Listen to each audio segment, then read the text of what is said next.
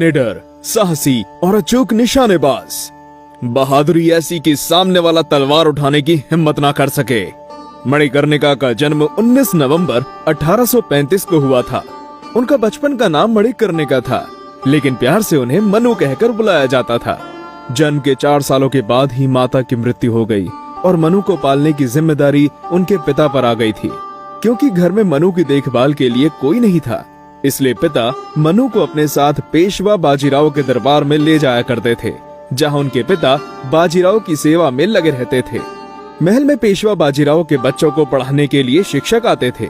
मनु भी उन्हीं बच्चों के साथ पढ़ने लगी और पेशवा के बच्चों के साथ साथ ही तीर तलवार तथा बंदूक से निशाना लगाना सीखा।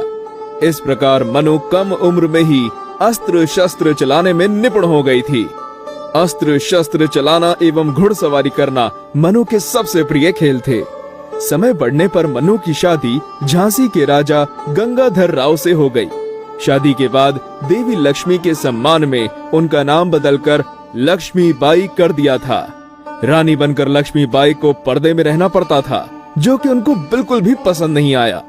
उन्होंने किले के अंदर ही एक व्यायामशाला बनवाई और शस्त्र चलाने तथा घुड़सवारी के लिए आवश्यक प्रबंध किए, जिसमें उन्होंने स्त्रियों की एक सेना भी तैयार की।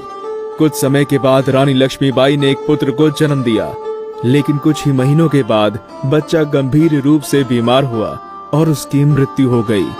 सन 1853 में राजा गंगाधर राव का स्वास्थ्य बहुत अधिक बिगड़ जाने पर दरबारियों ने उन्हें पुत्र गोद लेने की सलाह दी, तो राजा ने अपने ही परिवार के एक बालक आनंद राव को गोद ले लिया और बाद में उसका नाम बदलकर दामोदर राव रख दिया।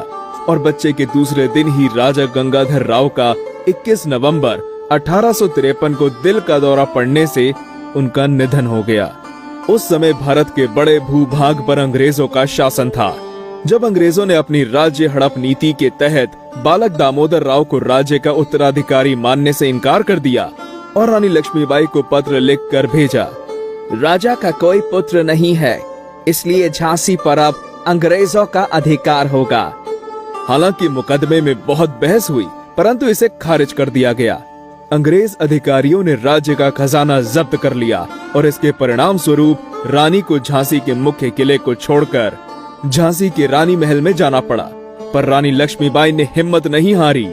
सन 1857 में रानी लक्ष्मीबाई ने झांसी की सुरक्षा करने का निश्चय कर लिया और सेना को तैयार किया, जिसमें कि महिलाओं की भर्ती की गई और उनको युद्ध का परीक्षण दिया गया।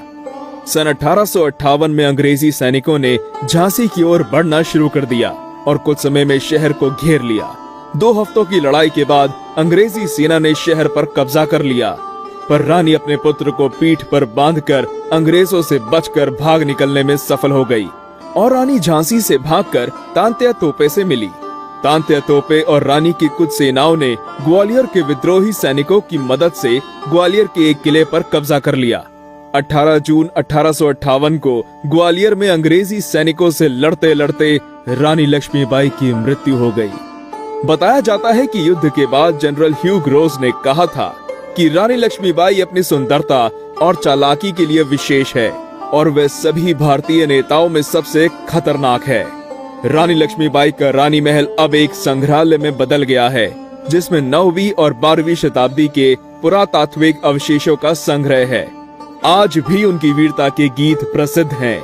चमन उठी सन 57 में वह तलवार पुरानी थी, बुंदेले हर बोलों के मुंह हमने सुनी कहानी थी। खूब लड़ी मर्दानी वो तो झांसी वाली रानी थी।